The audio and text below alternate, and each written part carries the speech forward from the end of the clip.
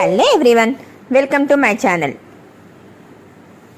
ఇప్పుడు మనము home made chocolates ఎలా చేయాలో చూద్దాం పదండి. చాలా ఈజీ విత్ 3 ఇంగ్రీడియంట్స్తోనే.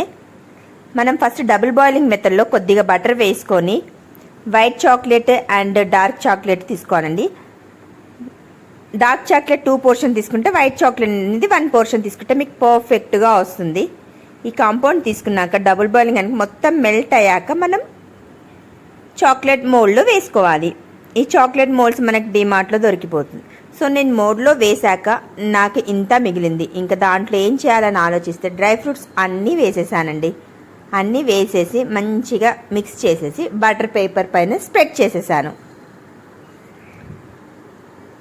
చాలా బాగుందండి. బటర్ పేపర్ మీద స్ప్రెడ్ చేశాక పైనుంచి మళ్ళీ గార్నిష్ లాగా కొన్ని డ్రై ఫ్రూట్స్ వేసేసాను.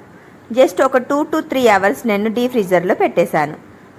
మనకి చాక్లెట్స్ అనేటివి రెడీ అయిపోయాయి. డ్రై ఫ్రూట్ అయితే చాలా టేస్టీగా ఉందండి. ప్లెయిన్ పిల్లలు డ్రై ఫ్రూట్స్ తినని వాళ్ళు ఉంటే plain chocolates ఇచ్చేయచ్చు.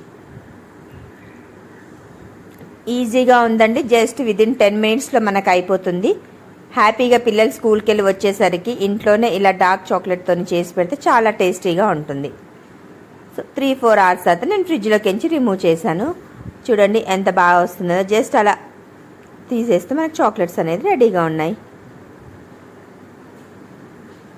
So dry fruit ఏంటంటే నేను ఇందులో ఆల్రెడీ మార్క్ పెట్టుకున్నాను చాక్తోని. నైఫ్తో మార్క్ పెట్టుకుంటే ఇమీడియట్లీ మనకి చుంచడానికి ఈజీగా కన్వీనియంట్గా ఉంటుంది. కావలసిన వాళ్ళు ట్రై చేయండి. చాలా ఈజీ మెథడ్లో ఉన్నాయి.